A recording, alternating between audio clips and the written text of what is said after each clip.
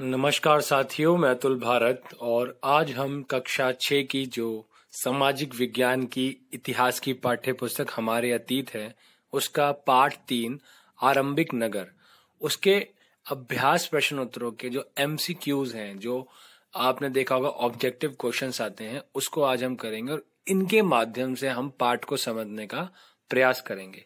आप देख सकते हैं कि ऊपर किस प्रकार से आपको इस वीडियो में आपको प्रश्न दिख रहे हैं और उसमें आपको एक ऑप्शन चुनना है। तो एंड में हम ये देखेंगे कि किसके कितने उत्तर इसमें सही हुए और ये फिर आप अपने हमें वीडियो में कमेंट करके, आप वीडियो के नीचे डिस्क्रिप्शन बॉक्स में जो कमेंट बॉक्स है उसमें आप कमेंट करके बताएंगे कि कौन कितने आपके सही हुए।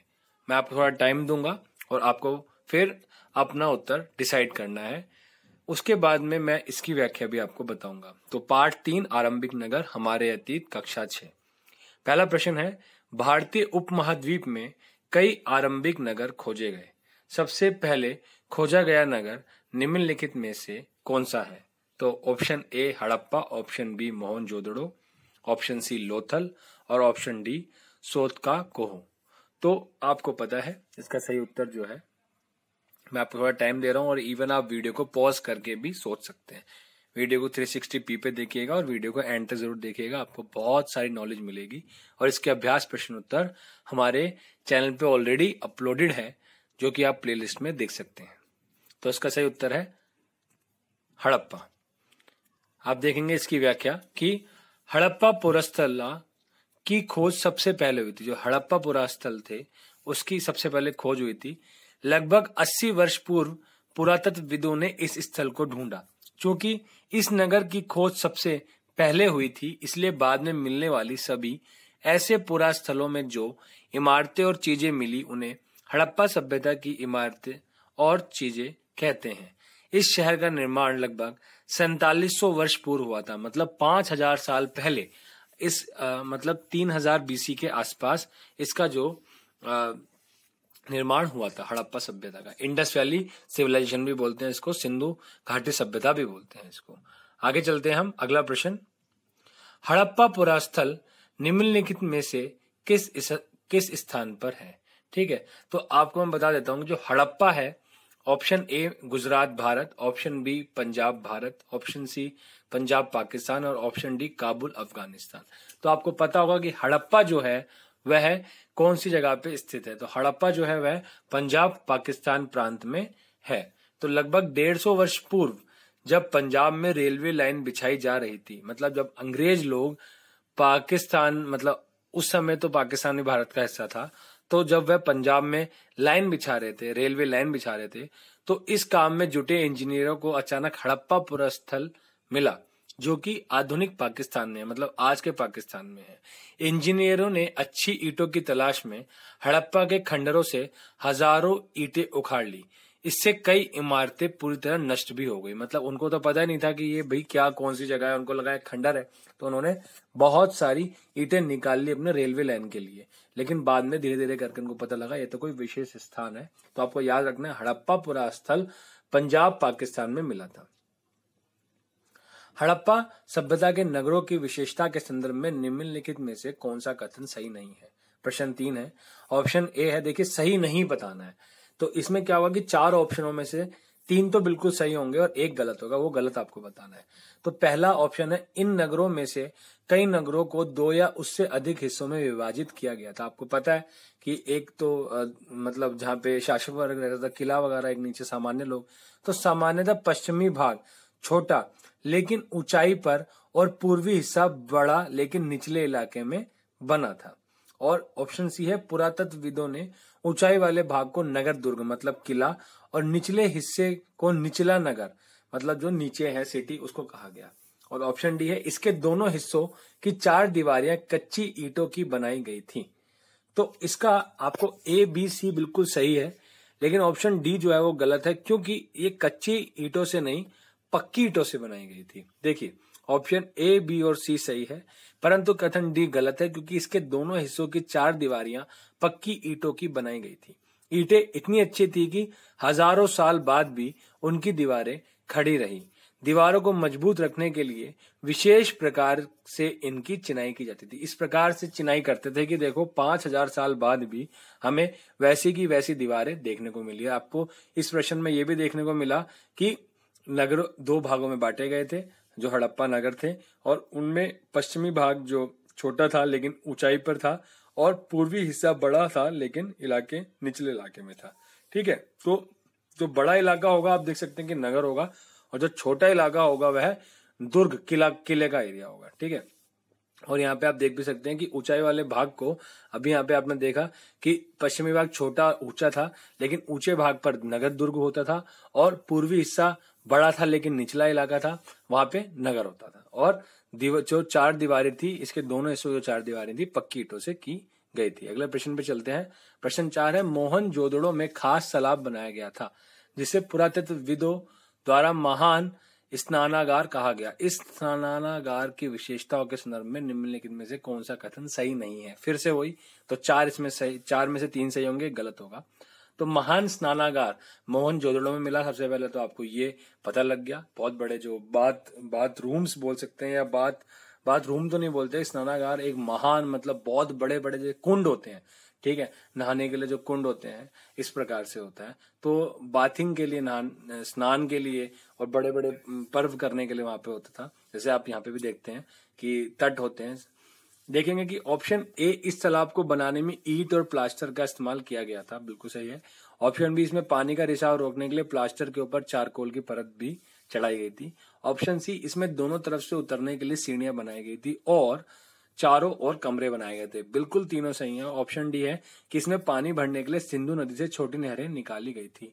ये गलत है, ठीक है, और यही उत्तर इसका सही है क्योंकि इसमें गलत पूछा गया था। तो व्याख्या क्या है कि एबीसी सही है, परंतु क्योंकि इस स्नानागार में भरने के लिए पानी कुओं से निकाला जाता था और उसके बाद में इसको खाली भी कर दिया जाता था, जो बड़े महान स्नानागार थे, लेकिन शायद यहाँ विशिष्ट नागरिक विशेष अवसरों पर स्नान किया करते थे, इसलिए इसका निर्माण हुआ होगा। ठीक है, ये अभी पक्का नहीं है, बट इस प्रकार से ये हमें खोज करने पे पता लगता है। और प्रश्न 5 है कि हड़प्पा सभ्यता से प्राप्त नगरों के संदर्भ में निम्नलिखित कथनों पर विचार कीजिए।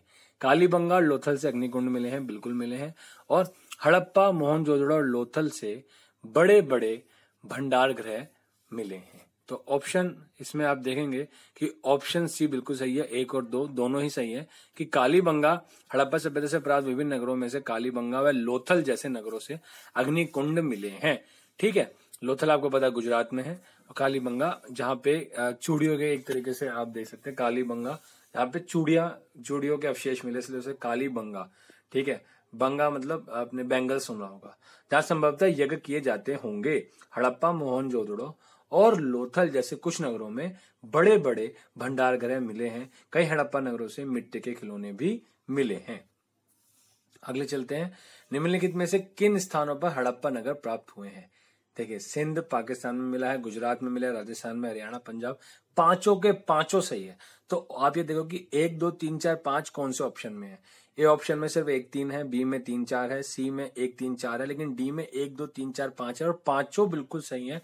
और व्याख्या बिल्कुल सही है कि इन सारी जगहों पर भारत के गुजरात में, राजस्थान में, हरियाणा में, पंजाब में, इन सारे क्षेत्रों में और पाकिस्तान के सिंध में ये सब मिला है। पुरातत्वविदों को अनोखी वस्तु भी मिली है, जैसे मिट्टी के लाल बर्तन जिन पर काले रंग के चित्र बने थे, पत्थर के बाट, मोहरे, मनके, तांबे के उपकरण और पत्थर के लंबे ब्लेड आदि भी उनको ये सब मिले हैं। अगले प्रश्न पे चलते हैं कि हड़प्पा सभ्यता में घर, नाले और सड़कों का निर्माण योजनाबद्ध तरीके से एक साथ ही किया जाता था।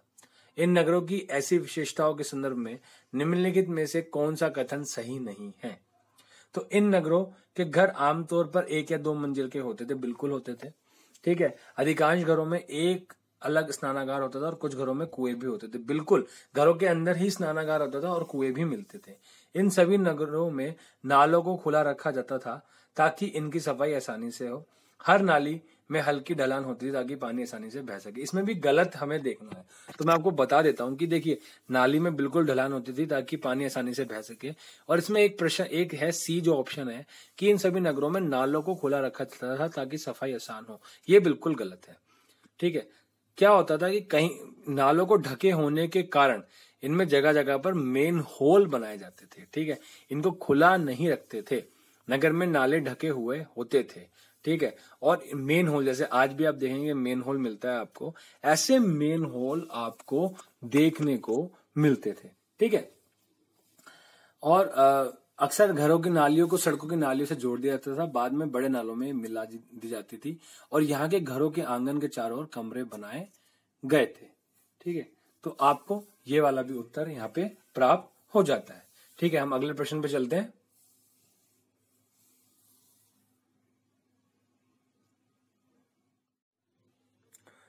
तो जो प्रश्न है वो है कि हड़प्पा के नगरीय जीवन के संदर्भ में निम्नलिखित कथनों पर विचार कीजिए। तो पहला जो ऑप्शन है कि नगरों में शासक वर्ग नगर की खास इमारतें बनाने की योजना तैयार करता था। दूसरा, लिपिक और शिल्पकार भी नगरों में रहते थे। और तीसरा, शासक व नगरवासियों द्वारा व्यापार भी किया जाता था। तो यहाँ पे 1, 2, 3 ऑप्शन जो है वो तीनों ही राइट है। और ऑप्शन ए में है 1 और 2, ऑप्शन बी में 2 और 3 है, ऑप्शन सी में केवल 3 है और ऑप्शन डी में 1, 2, 3 है। आपको बताना है कि तो इनमें से कौन सा सही ऑप्शन होगा। तो 1, 2 और 3 तीनों ही बात सही है। तो ऑप्शन डी जो है वह बिल्कुल सही होगा, क्योंकि इसमें तीनों की बात कही गई है कि उपयुक्त तीनों कथन सही हैं। हड़प्पा के नगरों में नगर की खास इमारतों की योजना में जुटे रहने वाले लोग यहाँ के शासक थे। ये शासक लोगों को भेजकर दूर दूर से धातु, बहुमूल्य पत्थर और अन्य उपयोगी चीजें मंगवाते थे। अतः यहाँ शासक व नगरवासी व्यापार भी करते थे। ठीक है, और नगरों में शासक वर्ग के अलावा लिपिक व शिल्पकार भी रहते थे। लिपिक मोहरों पर तो लिखते ही थे, शायद अन्य चीजों पर भी लिखते थे। शिल्पकार स्त्री पुरुष दोनों हो सकते थे, अपने घरों या किसी उद्योग स्थल पर तरह तरह की चीजें बनाते थे। तो ये भी आपका प्रश्न बिल्कुल आपको सही हो जाता है। नोवा है कि हड़प्पा से जो प्राप्त बाट थे और मनके थे उनके संदर्भ में विचार कीजिए। तो बाटों को बनाने के लिए सामान्यतः चूना पत्थर का प्रयोग किया गया था, पहला कथन है। दूसरा कथन है कि मनकों के निर्माण के लिए कार्निलियन पत्थरों का प्रयोग हुआ था। तो ये तो आपने देखा कि दूसरा जो है यहाँ पे ऑप्शन है कि केवल 1 सही है, केवल 2 सही है। ऑप्शन सी है केवल 1 और 2 दोनों सही है। ऑप्शन डी है कि ना तो 1 सही है और ना ही 2 सही है। तो मैं आपको बता देता हूं कि दूसरा जो है वो तो बिल्कुल सही है। आपको पता है कि मनकों के निर्माण में कार्निलियन पत्थरों का प्रयोग हुआ करता था। लेकिन बाटों के निर्माण में क्या चूना पत्थर का प्रयोग होता था? तो नहीं, ऐसा नहीं है कि चूने पत्थर का प्रयोग होता था। तो इसका ऑप्शन केवल 2 ही सही है, ग्रीन हो गया है आपके सामने। और कथन 2 सही है, परंतु कथन 1 गलत है, क्योंकि हड़प्पा के नगरों में बाट बनाने के लिए सामान्यतः चर्ट पत्थर का प्रयोग किया गया था, ना कि चूना पत्थर का। इन्हें शायद बहुमूल्य पत्थर और धातुओं को तोलने के लिए बनाया जाता था। तो जो बट्टे, जैसे आप बट्टे कहते हैं कि 5 किलो का बट्टा, 2 किलो का बट्टा, या बाट बोलते हो, बट्टे भी बोलते हैं कई जगह पे, जो बाट होते हैं वह चाट पत्थर के बनते थे और बहुमूल्य सामान तोलने के लिए, धातुओं को तोलने के लिए उन बाटों का प्रयोग किया जाता था। और मनकों के निर्माण में कार्निलियन पत्थर का प्रयोग होता था। पत्थरों को काट और तराश कर मनके बनाए गए थे। इनके बीच छेद किए जाते थे ताकि धागा डालकर इससे माला बनाई जाए। अगला प्रश्न है, निम्नलिखित में से किस हड़प्पीय स्थल से एक कढ़ाईदार वस्त्र पहने एक महत्वपूर्ण व्यक्ति की पत्थर से बनी मूर्ति प्राप्त हुई है? आपने देखा होगा वो टूटी सी मूर्ति है, आप सब लोगों की किताबों में है वो, आप हमको पेज नंबर बताने की जरूरत नहीं है, आप लोगों ने देखा है पार्ट 3 में। तो ये कहां से हुआ था? तो मैं आपको बता देता हूँ, ट्रिक है कि देखो यहाँ पे कौन से, ये पे ऑप्शन ए हड़प्पा है, ऑप्शन बी मोहनजोदड़ो है, ऑप्शन सी धोलावीरा है और ऑप्शन डी कालीबंगा है। इन चारों ऑप्शनों में आपको कौन सा लगता है किसी आदमी के नाम जैसा है? तो आप देखो कि एक व्यक्ति के नाम जैसा से मोहनजोदड़ो है, तो आपको इससे याद रह सकते हो कि मोहनजोदड़ो बिल्कुल राइट आंसर है, ग्रीन हो गया है कि मोहनजोदड़ो से एक महत्वपूर्ण व्यक्ति की पत्थर से बनी मूर्ति मिली थी। इसमें उसे कढ़ाईदार वस्त्र पहने दिखाया गया है। और प्रश्न 11 है, हड़प्पीय नगर शिल्प के संदर्भ में निम्नलिखित कथनों पर विचार कीजिए। सोने और चांदी से गहने और बर्तन बनाए जाते थे। तांबे और कांसे से केवल औजार और हथियार बनाए जाते थे। ठीक है, मोहरे बनाने के लिए पत्थरों का प्रयोग किया जाता था। तो उपयुक्त में से ऊपर जो लिखे हुए कथन है इनमें से तीनों में से कौन कौन से सही है? ऑप्शन 1 केवल 1, ऑप्शन बी केवल 1 और 3, ऑप्शन सी केवल 2 और 3 और ऑप्शन डी 1, 2 और 3। तो मैं आपको बता दूं कि सोना और चांदी से गहने और बर्तन तो बनाए जाते थे, आपको पता है। तांबे और कांसे से, यहाँ पे एक वर्ड है, केवल औजार और हथियार बनाए जाते थे, ऐसा नहीं है, उससे बर्तन भी बनाए जाते थे। तो दूसरा तो गलत हो गया, मोहरे बनाने के लिए पत्थरों का ही प्रयोग किया जाता था। तो 1 और 3 कहाँ है, वो बिल्कुल सही है, देखिए ग्रीन हो गया, ठीक है। पुरातत्वविदों को अनेक चीजें हड़प्पा स्थल से प्राप्त हुई, उनमें अधिकतर पत्थर, शंख, तांबे, कांसे, सोने और चांदी जैसी धातुओं से बनाई गई थी। इन प्राप्त चीजों से पता चलता है कि सोना और चांदी से गहने और बर्तन बनाए जाते थे। तांबे और कांसे से औजार, हथियार, गहने और बर्तन भी बनाए जाते थे, मतलब तांबे और कांसे का भी इस्तेमाल होता था। आपको याद रखना है कि हड़प्पा सभ्यता से लोहे के अवशेष नहीं मिले हैं। तो कभी भी अगर लोहा वर्ड आ जाए ना, लोहे के बर्तन, औजार, हथियार, तो बिल्कुल कैंसिल कर देना आप उसको, लोहा मिला ही नहीं है, लोहकालीन युग था ही नहीं है हड़प्पा सभ्यता के लोग पत्थर की मोहरे बनाते थे। इन आयताकार मोहरों पर, गोल नहीं थी मोहरे, चकोर थी, आयताकार थी, चारों भुजाएं इसके बराबर होती है, आयत जिसे कहते हैं। मोहरों पर सामान्यतः जानवरों के चित्र भी मिलते हैं। अधिकांश वस्तुओं का निर्माण प्रशिक्षित विशेषज्ञ द्वारा किया गया। ये विशेषज्ञ खास चीजें बनाने के लिए प्रशिक्षण लेते थे, जैसे पत्थर तराशना, मटके चमकाना या मोहरों पर पच्चीकारी करना, ठीक है। तो ये भी आपको पता लग गया, ठीक है। अगला प्रश्न चलते हैं। सूती कपड़े के टुकड़ों के अवशेष निम्नलिखित में से किस हड़प्पा स्थल से मिले हैं, ठीक है। तो किस हड़प्पा स्थल से मिले हैं, तो मोहनजोदड़ो से मिले हैं, हड़प्पा से मिले हैं, या राखीगढ़ी से मिले हैं। तो सूती कपड़े के जो टुकड़े हैं, ये थोड़ा सा मुझे भी पता लग रहा है कि, पता नहीं, मुझे थोड़ा डाउटफुल सा लग रहा है कि इसमें मोहनजोदड़ो हड़प्पा में से कोई एक हो सकता है, ठीक है। लेकिन हम देखते हैं कि इसका सही उत्तर जो है वह कौन सा होगा। तो अवशेष निम्नलिखित में से किस हड़प्पा स्थल से मिले हैं, सूती कपड़े के टुकड़ों के। तो मोहनजोदड़ो से मिल सकते हैं, हड़प्पा से देखते हैं। मोहनजोदड़ो से मिले हैं, बिल्कुल सही, हम लोग बिल्कुल सही हैं कि मोहनजोदड़ो से सूती वस्त्र के साक्ष्य मिले हैं। देखिए मोहनजोदड़ो में हमें स्नानागार मिला, ठीक है। मोहनजोदड़ो में बड़े बड़े अन्नगृह भी मिले हैं। मोहनजोदड़ो में हमें वो एक मूर्ति भी मिली है व्यक्ति की, कढ़ाईदार जिसने कपड़े पहने हैं।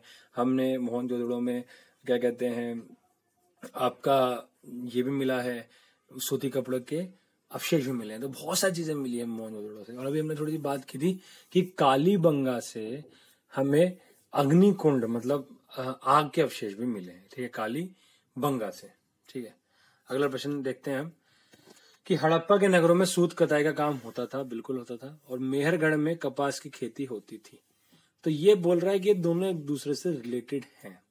तो मैं आपको बता दूं कि देखो, मेहरगढ़ में कपास की खेती होती थी, बिल्कुल होती थी, लेकिन हड़प्पा के नगरों में सूत कताई का काम होता था। ये दोनों सही तो हैं, लेकिन स्पष्टीकरण नहीं करते हैं। तो ऑप्शन बी बिल्कुल सही है कि कारण दोनों सही है, परंतु एक दूसरे का स्पष्टीकरण नहीं करते, क्योंकि एक दूसरे से दूर जगहें हैं। इससे कोई मतलब नहीं है कि भाई दोनों पास थे, तो समझ में आता है कि 7,000 वर्ष पूर्व मेहरगढ़ में कपास की खेती होती थी। मोहनजोदड़ो के कपड़े के टुकड़ों के अवशेष चांदी के एक फूलदान के ढक्कन तथा कुछ अन्य तांबे की वस्तु से चिपके हुए मिले हैं। यहाँ से प्राप्त पक्की मिट्टी तथा फेनस से बनी तकलियां सूत कताई का संकेत देती है, ठीक है। देती तो है, लेकिन इसका मतलब ये नहीं कि ये इसलिए होता था क्योंकि वहां पे मेहरगढ़ में कपास मिलता था, ठीक है। तो इस प्रकार से इसका वो हो गया है। और हड़प्पा में मिट्टी के बर्तन पर सामान्यतः किस रंग का उपयोग होता था, लाल रंग के होता था, और लाल पे काला करते थे। देखो, हड़प्पा सभ्यता के लोग काले रंग से डिजाइन किए हुए खूबसूरत लाल मिट्टी के बर्तन बनाते थे।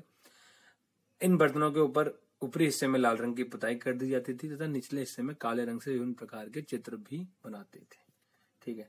तो यहाँ पे जो है, ये हमारी वीडियो जो है, हमने 14th क्वेश्चन इसके किए हैं, और मैं आशा करता हूँ कि आपको वीडियो बहुत अच्छी लगी होगी, आप बहुत कुछ इसमें सीख पाए होंगे। अगर आपको लगता है कि आपको इस वीडियो में कुछ बेहतर मिला और आपको फायदा होगा, तो आप डेफिनेटली चैनल को सब्सक्राइब कीजिए, लोगों तक जरूर वीडियो पहुंचाइए, बाकी सारी वीडियोस को देख लीजिए, और ऐसी वीडियो हम आपके लिए लेके आते रहेंगे जिससे आप पूरे के पूरे चैप्टर को एक बार में ही समझ लेंगे। तो जो भी लोग देख रहे हैं उनके लिए बहुत बहुत धन्यवाद, और जल्दी मिलेंगे। घर पे रहिए, स्वस्थ रहिए, मस्त रहिए, पढ़ते रहिए। ठंड का मौसम आ गया है, तो गर्म कपड़े निकाल लीजिए। जल्दी मिलेंगे नेक्स्ट वीडियो में, और बाकी वीडियोस देख लीजिए, डिस्क्रिप्शन बॉक्स में हम आपको कर देंगे और वीडियोस के लिंक प्रोवाइड कर देंगे, प्लेलिस्ट के लिंक प्रोवाइड कर देंगे। आपके कितने उत्तर सही हुए ये आपको बताना है कमेंट बॉक्स में, कि टोटल आपने कितने उत्तर सही किए, और मुझे बताना है, और हम देखेंगे कि कितने जो भी स्टूडेंट इसको देख रहे थे उनके कितने उत्तर सही हुए। मैं आशा करता हूँ वीडियो आपको बहुत अच्छी लगी होगी। लाइक कमेंट जरूर कीजिएगा, और अपने उन दोस्तों तक जरूर पहुंचाइए जिन लोगों को बहुत ज्यादा जरूरत है पढ़ने की, और जो बच्चे उनको समझ में नहीं आता डायरेक्टली बुक से, बट उनको इस प्रकार से मजा आता है पढ़ने में, उन सबको आप पहुंचाइए। अपनी मदद करिए, अपने दोस्तों की मदद करिए, एक दूसरे का हाथ बटाइए, बढ़ाइए, एक दूसरे के साथ चलिए, तभी ये देश आगे बढ़ेगा। नेक्स्ट वीडियो में मिलेंगे, तब तक के लिए जय हिंद, जय भारत।